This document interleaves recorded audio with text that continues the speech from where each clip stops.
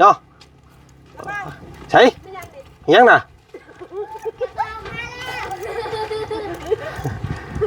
ยังเป็นระเบาเฮ้ยน้องวิบ่มีของกันเซอร์ไพรส์บ่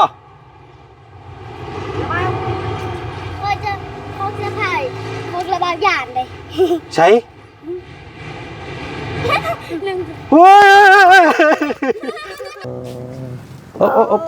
ลุกได้บ่ลุกได้บ่เอาอย่างห้องเมย์แล้วเนี่ยเนาะ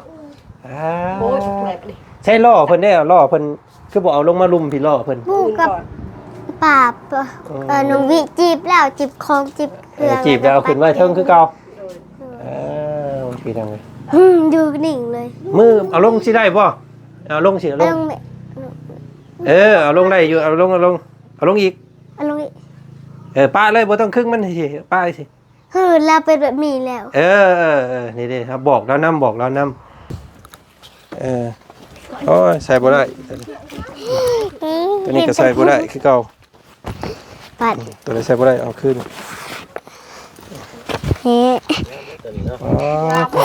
เดี๋ยวบอกเลยตัวนี้เด้อมาเพาะจุดไหนเท่าพี่ยังไงโอ้งามเด้อนะมึงมายืนพี่มันลงวิลุกลงไปยืนเดียวไอ้ชายอีกพื้นหนึ่งโชว์พื้น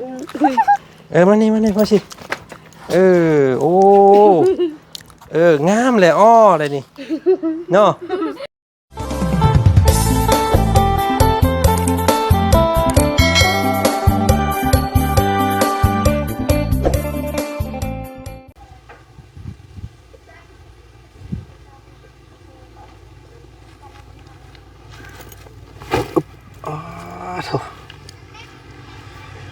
หนึ่งมาช้างกูกระเดียดไทยเด็ดเนาะพี่น้องเอ้ยหูจนรับตับจนใหม่กระโพดว่าเด็ดพี่น้องเอ้ยถูกห่อนคักห่อนเน่เนาะ34-35องศาเซพี่น้องเอ้ยกูโตนั่งอยู่รถเปิดแอร์นี่ก็เขาอายห่อนบุดเข้ามาหน้าจนเละบาดนี้พี่น้องเอ้ยแต่ว่ามันเละแต่โดนนี่แหละพี่น้องเอ้ยเนาะตัดภาพมาทางพี่บ่าวจันทร์พี่พ่อน้องมาส้นห่มเสาเงา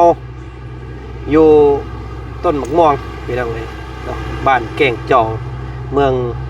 เซปูนพี่น้องเนาะผู้ใดลงมาแต่บ้านน้องน้ำนอนอยู่พุ่นเมื่อคืนนี้พี่น้องเลยอยู่ทางติดชายแดนเวียดพูนเนาะแต่ที่นี่แถวนั้นมันไม่เสล่า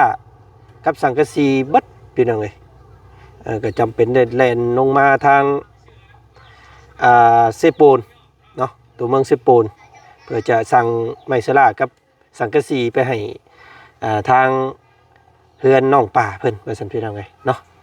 ก็ผู้ดีเนาะมื้อนี้ก็สิเข้ามาแบะส้มถามไทยเรื่องน้ำเนาะให้เดมโบไปถามแล้วคงราคามื้อนั้นพี่น้องเอ้ยน้ำประปาแล้วก็มีของฝากของต้อนนี่พี่น้องเอ้ยมีของเสื้อผ้าน้องเพิ่นนิดนึงเนาะเป็นเสื้อผ้ามือสองจากพังไทยเพื่อได้เพิ่นส่งมาให้นี่พี่น้องเอ้ยเมตู้ใจดีที่บ่ประสงค์ออกน้ำพี่น้องเอ้ยเนาะเพิ่นก็มีของมาต้อนแล้วก็สิให้เพิ่นเลือกเอาแต่ก็คำเพิ่นใส่ยังบ่ได้แล้วก็สิเอาไปให้ผู้ใหม่พี่น้องเอ้ยเนาะให้น้องบิเพิ่นเลือกใส่เพราะว่างามเด้นี่เห็นบ่เป็นชำน้องบิเลยเห็นบ่เนาะผู้ดีงามพี่น้องออลึเลยเนาะไปครับก่อนอื่นกับทักทายสบายดีพ่อแม่พี่น้องมัดสุขุสุคนเนาะเจอกันตอนหน้าเละๆพี่น้องไงตอนเที่ยงแดดร้อนๆมื้อนี้ปุ๊กพี่น้องไงเนาะไปเนาะลุยปุ๊บนี่เฮาก็มีของดีเด้พี่น้องเอ้ยมีของดีเซอร์ไพรส์เจอกันได้ฮะของดีมีของดีเซอร์ไพรส์เจอกันเรามีของเซอร์ไพรส์ค่อยมีสั่งได้เสื้อผ้าเนาะผู้พี่น้องเลยทางป่าเพิ่นนั่งส้นห่มส้นเงาน้ำต้นหมากลำไยเนาะใช่ยังน่ะ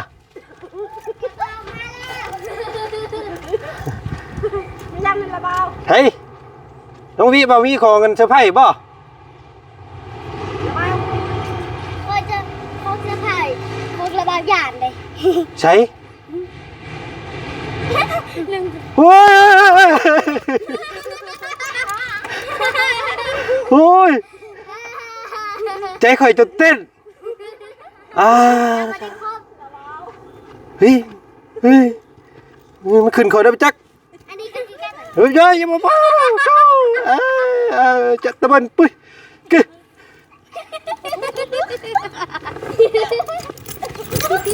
ผมมาใกล้กว่านะ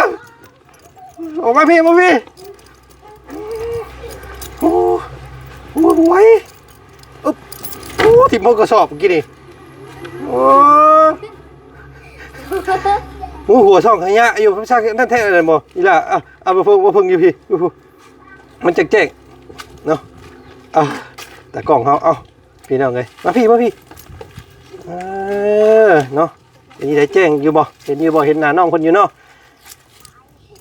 โอ้พี่น้องเลยคืองามขึ้นตัวนี่เนาะเอาสบายดีป้าลุงก่อนแน่ สบายดี สบายดีเนาะบ่ได้มาเยี่ยมเพิ่นแต่โดนตั้งแต่ขึ้นเฮือนใหม่เฮือนหยังผู้พี่น้องเลยโอ้ยคนตกใจบ่ได้ก่อนสิเจ้าเอามาให้ยังบุ้งอันนั้นน่ะ เอามากิน อ๋อเอามากินตอนมันเป็นบ้งนี่บ่ โดยเป็นบ่งเป็นหลอกก็ได้ อ๋อแซ่บบ่อยล่ะมันเป็นนี่ได้รสชาติมัน รสชาติมันกระแซบอยู่เด้ อ่ามันมืดบ่มันฮอดเอามาใหญ่ก่อนเอาไปโอ้เนาะมาพี่เนาะอยู่นอกนี่แหละมันฮ้อนอยู่ในเฮือนเนาะมา ใส่แว่นตาดำเนี่ยพี่น้องเอ้ยมื้อนี้เพราะว่าแสงแดดมันแห้งเนาะ สิเบิกนี่ไพ่ดินแม็กหมากแอปเปิ้ลเนี่ยกินแล้วไหม เดี๋ยวมาพี่ลูกหลานมาพี่ก่อนเจ้าไว้ บอกนี่เลย เอาไว้ก่อนอันมาพี่ก่อนเอาไว้น้ำมันอันน้องก่อนก็พี่น้องเอ้ยฮ้อนอีดีเนาะ ตื่นเต้นแฮงตื่นเต้นแฮง ตื่นเต้นแห้ง ระบาวคือ เป็นนี่ได คืองามแต่ใส่เป็นตาเลย เอามื้อนี้บ่ได้ไปโรงเรียนมื้อนี้เนาะ บ่ หยุด โดย เพราะว่าเป็นวันเสาร์พี่น้องเอ้ยเนาะ ลุงหนวดว่ามันประหัดบ่มันประหัดบ่ลุงหนวดว่า วันเสาร์มื้อนี้เด้อเนาะบ่ได้เข้าโรงเรียนกินข้าวแล้วมื้อนี้ กินข้าวกับเจ็บแซว จับแจว ๆโดย พี่น้องเอ้ยเนาะ บ่กล้าบอกแน่ บ่กล้าบอกเป็นหยังคือบ่กล้าบอก บ่กล้าบอก บ่กล้าบอกว่าตัวเองกินจ้ำแจวนะ โดย ตาย เวลาเห็นว่าเสียงมาคอยลักเสื้อลักลี่อยู่ทางหล่างบ่เห็น เอาเถอะแจวไว้น้ำข้างหลัง โดย เอ้ยเนาะน้องเพิ่นเกรงใจพี่น้องเอ้ยเนาะกินแจวกับเชื่องไว้ยันว่าน้องเพิ่นสิว่าน้องเพิ่นคอเลยว่าซั่นเนาะบ่แม่นเนาะน้องน่ะเนาะมาพี่ป้ามาพี่เนาะบ่ได้ถือมาติ โอ้ยยา เบิ่งก่อนนี่มันติดมันสินมันเสียบ่มีเนาะ บ่มี โอเคเนาะเอาสบายดีป่ะลูกเนี่ยข่อยญาติบ่ อยู่หมดแล้ววะเนี่ย โอ้ยข่อยญาติพี่น้องไงเนาะเอาถามไทยก่อนบัดนี้พี่น้องไงเนาะหลังจากบ่ได้มาใกล้เพิ่นเตดนไปทางใดแลสารเลมโบมื้อนี้ ไปคนเป็นต้นเอาแห้งเขาบอก ไปเป็นกลมันซอยเอาแห้งเพิ่น โดย โอ้พี่น้องไงเนาะ เราเอาแห้งขึ้นเอาแห้งขึ้น และเป็นนี่ได้บัดนี้เนาะเรื่องที่ว่าจันมอบหมายให้เดมโบไปถามมื้อน่ะเนาะเรื่องน้ำประปานี่แหละเนาะเพิ่นบอกอยู่บ่เพิ่นว่านี่ได้ปะ โอ้โอ้ เอาบ่ฮู้เจ้าน่ะต้องถามเดมโบเนาะเดมโบบ่ได้บอกเจ้าไว้ว่าซั่นเนาะพอดีทาง ยันเลมโบลืมบอก ให้ไปถามทางกรมน้ำเพิ่นน่ะพี่น้องเอ้ยกรมน้ำประปาเพิ่นนั่นว่าเพิ่นมาใส่ให้เจ้านี่หน่วยนึงนี่มันสิเบิดเท่าไหร่เนาะ ไล่เป็นเงินกีบมา โด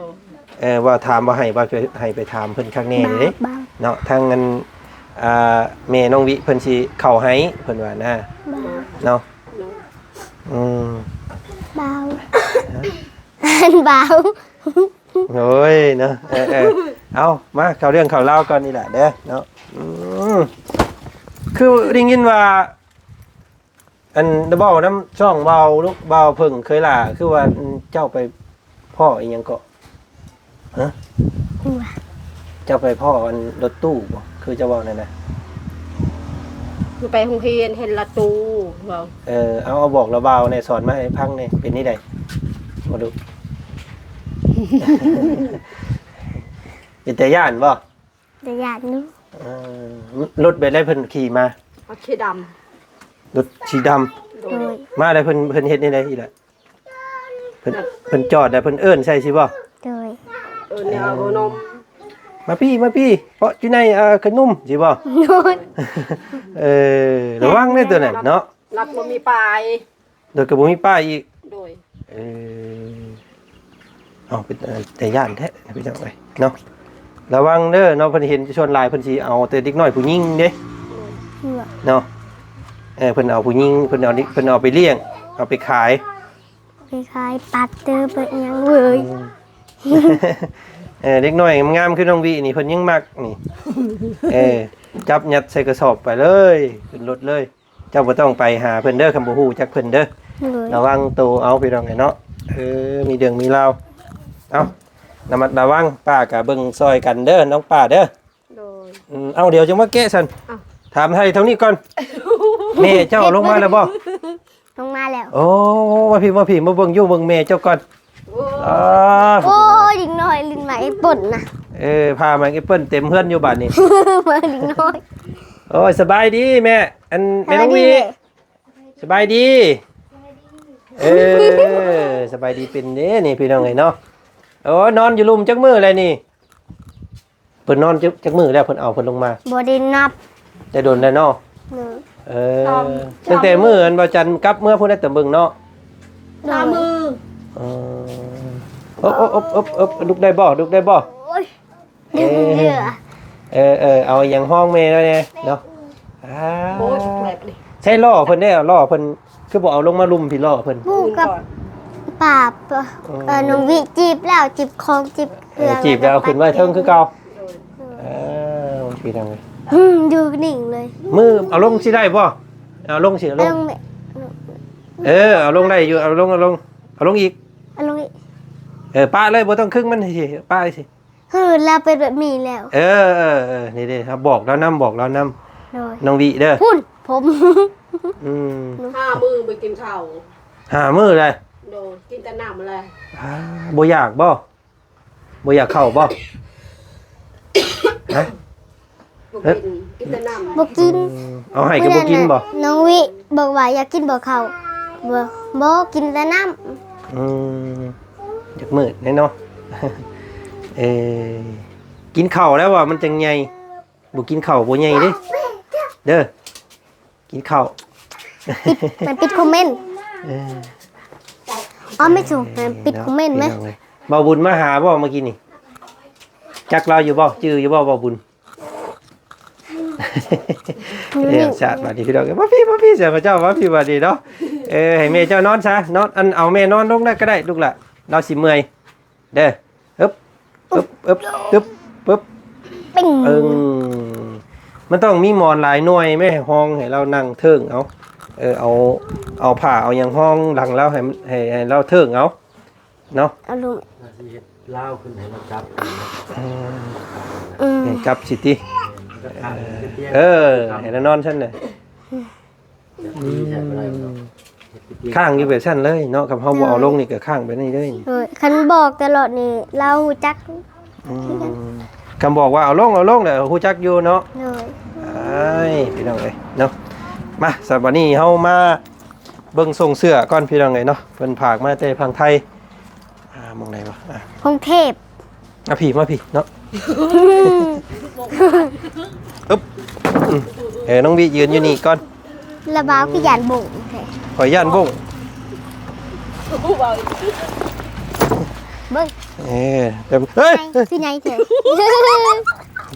เห็ดพี่อย่าเห็ดดิโอ้ ไอ้เหาะแม่ ยยอกยอกน้อง ตกใจเอง หัวใจสิบายเอามานี่มีส่งเสื้อนี่พี่น้องไงเนาะน้องวิใส่ได้บ่ลูกวินี่ ใส่บ่ได้ดอกไง ใหญ่โพดบ่ลองโชว์มึงอยู่ลองมึงอยู่ อยู่ ลองเอาใส่เบิ่งลองเบิ่ง จะบ่พอดีเอว อันน้องน้อยเพิ่นน่ะเอาให้น้องน้อยเพิ่นไปทางอื่นแน่เล็กน้อยนี่เอาเพิ่นไปทางอื่นไหมเพิ่นมันอันนั้นเพิ่นสิปิดแอนคอมเมนต์เอาไปทางอื่น นาง ก่อน เป็นคง เห็นบ่มันพอดีเด้อนี่ นางแบบ หุ่นนางแบบเด้นี่ นางแบบ ครับ บ่ได้เคยใส่ ส่งขาเล็บโอ้ยพอดีนั่น เว้ย แต่ว่าเอวเนี่ยเอวอย่างใหญ่เนาะก็ได้เยอะจอย เนาะแต่ว่าแข้งมันพอดีเนาะเอวมันเอวใหญ่โอ้ยอันนี้พี่น้องเลยเอวหน่อย เอาใส่เลยใส่ไปเห็นแล้วเนาะยังบาดนี่ เว้ย เฮ้ยมัน ชง เคยลูกว่าเสือโอ้ย เว้ยเอว โอ้มันโมเมนต์อันนี้ชงโอ้ยพี่น้องชง ระบาด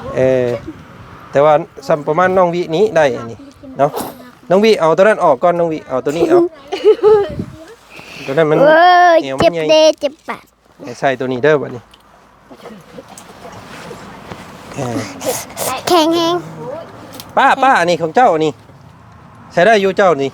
เนาะ ก้อย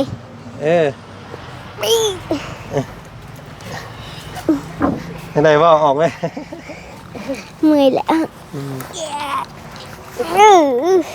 ตีนจังเด้อ อันนี้เอาให้ป้าเดี๋ยวป้าเด้อได้ตัวหนึงแล้ว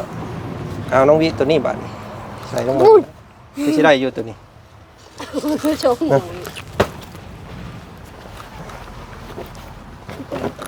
อันนี้ก็โอ้ป้าได้อยู่ตัวนี้ก็ เมียลำโบ้บ่ มีเรมโบก็ได้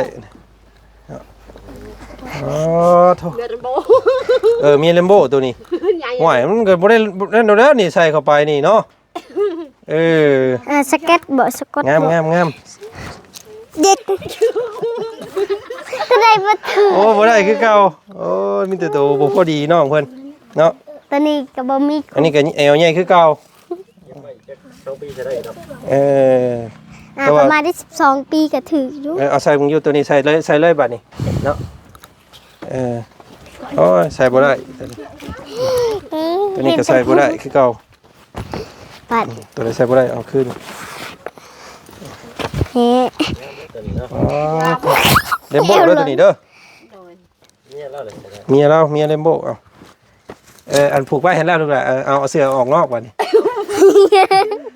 แอวมันได้บ่เนาะ ยิบเอาเนาะยิบเอวมันเอาได้อยู่ดอกมีแต่ตัวงาม ตัวนี้เนาะ นี่ งาม อุ้ยป้าเบิ่งอยู่หั่นเจ้าใส่เบิ่งอยู่ตัวนี้คอยว่าอยากให้เจ้าใส่เบิ่งตัวนี้เด้ อุ้ย ใส่ไปเฮ็ดเป็นงานบ้านเฮานี่ ลูกหลานมาพี่ก่อนลูกหลานมาอยู่กล้องก่อนไหม บ่รอกัน สิให้ป้าเพิ่นเปลี่ยนโฉมให้ป้าเพิ่นก่อนมื้อนี้พี่น้องเอ้ยนะ สิบ่เป็นจังมัน เอ้า เป็นดอกบ่เนาะ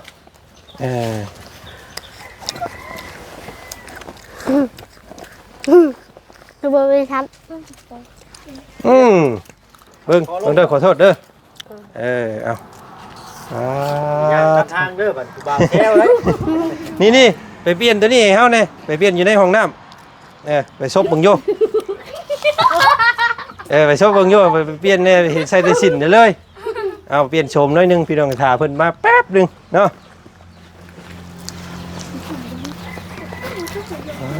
ตัวนี้ ลำโบ้สีนี่เข้าก็เพิ่นแล้วได้นี่ โอ้ เนาะมีไอ้ลำโบ้บ่อยู่เนาะให้เพิ่นนั่น ให้เราใส่นี่ เนาะ งามเด้อตัวนี้ให้อันน้าสาวเจ้าเด้อตัวนี้เด้ออันนี้ก็น้องวิเพิ่นก็ใส่บ่ได้พี่น้องให้เรายิบนั่นเอายิบขาเอาเท่า อันนี้ก็เมียเลมโบคือเก่า ให้กระโจน เออมา โง่ เปาะจะได้เท่าพี่น้องเลยโอ้งามเด้อนะมึงมายืนพี่มันลงวิลูกลง ไอ้ ไป ชาย ยืนเดียว ไอ้ชายอีกพื้นหนึ่ง ชาวพื้น มานี่มาสิโอ้งามเลยอ้อเลยนี่เนาะอ้อเลยเสือของเจ้าเด้อตัวนี้เด้องามอีหล่าวิเล่บ่มีจักโตบัดนี่พี่น้องเอ้ยเนาะอุตส่าห์ว่าสิมาให้น้องวิเพิ่นอยู่บ่ได้ครับเนาะมันมีแต่ครูใหญ่เบิ่งแป๊บนึงเด้ออันนี้ก็สเกิร์ตอันนี้ก็ใหญ่เนาะมีแต่อันงามๆผักตัวใหญ่เบิดเลยโอ้ยนกวิอันนี้ก็งาม นี่ก็งาม อันนี้ก็งามหักแต่ว่าเป็นผู้ใหญ่เบิดเลยบัดโอ้ยดุวิบ่ได้ครับจะได้บาดนี่ สกอตอยู่ตลาดนั่นพอดีก็ของวิ เอาอันนี้ให้ป้าก็ได้เด้อตัวนี้เด้อของเจ้าอีกตัวนึง อะไรคนนึง ปึ๊บโอ้บ่ได้คือเก่า แย่ลำโบ นี่เลมโบเอาไว้ให้เราเด้อ มีลำโบเป็นยังมีลำโบ นี่ลูกวิได้อยู่ตัวนี้ของเจ้านี่บัดได้ขาครึ่งแล้วเนาะ งูยังมีเดียวมี อันนี้ก็บ่ได้อีตัวนี้ใหญ่อันนี้ก็ตัวใหญ่โอ้แล้วสะบาดเยิ่มตัวนี้คืออยู่อีหล่าเอ้ยตัวนี้มาเปลี่ยนให้เราเบาเบิ่งนี่บ่ใหญ่นี่ ไง ใส่ติ้งเอาแป๊บนึงให้เพิ่นใส่ส่งก่อน ไง ได้อยู่สมเบิ่งเราเบาสิติดให้ ได้ละใส่ คืออยู่จริงไง ได้อยู่เอานั่นเอาฮูดซิปกันฮูดซิปขึ้นได้ฮูดซิปมันขึ้นได้ลูกละ มีห้าลำแท้นี้มีห้าลำเย็บผ้าบ่ปะ พับไว้ก่อน ไง ได้แล้วหันงามแล้วเนาะ กัดใส่เนาะ ใส่ไว้หันก่อนได้ตัวนึงเนาะปีหน้าเราก็ใส่ได้ละใหญ่ไว้กินได้หลายแต่เข่าเนาะ ยันเข้ามืดก่อน มีแต่ส่งผู้ใหญ่เพิ่นโอ้ยเอาสิไปไว้ให้ผู้อื่นซะพี่น้องเสื้อก็ โอ้บอก เอาใส่นอนเด้อตัวนี้เด้อมื้อแรงเด้อได้อยู่ ไงเด็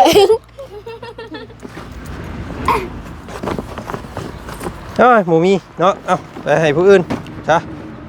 เพราะว่าป้าก็คือสิบ่ใส่ดอกอันสั่นๆเนาะป้าเนาะได้ตัวนึงแล้วเจ้าเนาะกับตัวนี้นี่ได้อยู่อันนี้ก็ได้อันนี้ก็ทำเจ้าบุญงก็ให้เลมโบนุงเด้อ ที่หยิบได้ไรบ่ได้บ่ ยิบอันแอวมันเข้านี่โอเคมีแต่ฝากให้ถามนั่นเด้อถามไว้ถามให้ไว้เด้อมารอบหน้าได้คำตอบเด้อเนาะน้องวิเด้อได้บ่มีบ่กัน เอาเดี๋ยวท่านเอาว่าสิไปทางอื่นต่อกันได้บัดนี้เด้อ หน่วย เอาฝากกันขอบใจแม่ใจดีเพิ่นแน่นี่เพิ่นฝากเสื้อส่งมาให้งามๆนี่ป้า เลย ขอบใจเพิ่นแน่นกมือขึ้นเอาเว้าเลย เบา ขอบใจเด้อสันตั้งใจ ต้องวิมันก็ได้ ขอบใจเด้อแม่ใจดี ใหญ่ได้มาเฉดี ที่มอบส่งเสื้อให้ เสือห้อง เนาะงามหลาย ทำลาย ขอให้แม่จงอยู่ดีมีแฮง เนื้อ มันยืนให้ยืนให้ยาวเฮียนเอาน้ำน้องวีเนี่ยก่อนนี่พังน้องวีว่าวันนี้เอาอวยพรให้เพิ่นได้ลูกละ เป็นซาวได้พี่น้องเนาะฉะนั้นก็ ขอบคุณเด้อ แบบ ได้ว่า แม่ใจ แม่ ดี ใจดีที่อยู่ฝั่งไทยบ่ โดย แล้วก็พากถึงเสือมาให้น้องวิกับป้ากับเมียละบาว โดย เฮ ผักมาให้งามๆชุดงาม เลย ๆตัวนี้ต่อไปเฮงๆปังๆตลอดไปตลอดชีวิตผมเจ็บบ่ได้ผมไข่บ่อยมี ให้ยืนให้ยาวตลอดไปขอให้ได้สิ่งไอ้กะม้วนๆเข้ามาสาธุ เดี๋ยวสาธุอันม่วนๆเข้ามาเนาะมีแต่แนวความสุข โอ้ย ความสุขเข้ามาในชีวิตเนาะ โอ้ย เอาเก็บไว้เด้อนี่เด้อกำลังกับอันเปลี่ยนให้อันแม่นี่เด้อแม่ก็คือสิใช้บ่ได้ดอกสีขาวเด้อเพื่อนเนาะเอาสิไว้ให้ผู้อื่นบัดนี้ไปป้าเด้อเธอมื้อหน้ามาใหม่ ดี สบายดี เนาะเอาไม้ให้ระเบาเนี่ยพากันอย่าแข่งแดดเด้อมันสิเป็นหวัดเป็นไข่เด้ไปเนาะมาบ่านี้โอ้แต่ว่าบ่งไตเขาได้ไปจักเนาะเบิ่งแม่พี่น้องไอ้หัวช่องขยะอยู่ได้อันหอนเดี๋ยวเป็นตะย่านดีๆได้ ครับเร็ว เฮ้ย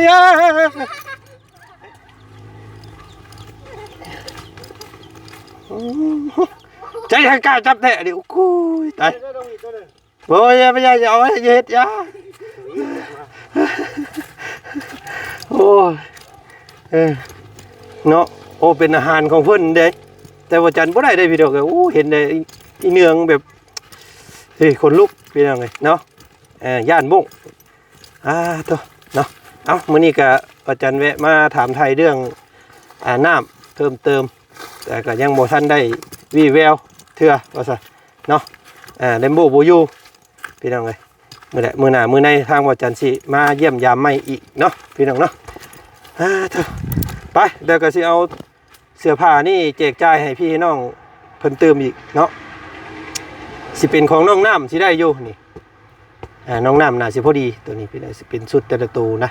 เดี๋ยวสิจัดสรรเบิ่งอีกเนาะพี่น้องเนาะเอาจังใดก็มื้อหน้ามื้อในสิแวะเข้ามาหาน้องคนใหม่มื้อนี้ไปแล้วพี่น้องเด้อเนาะสบายดีสวัสดีเบิดสุขทุกคน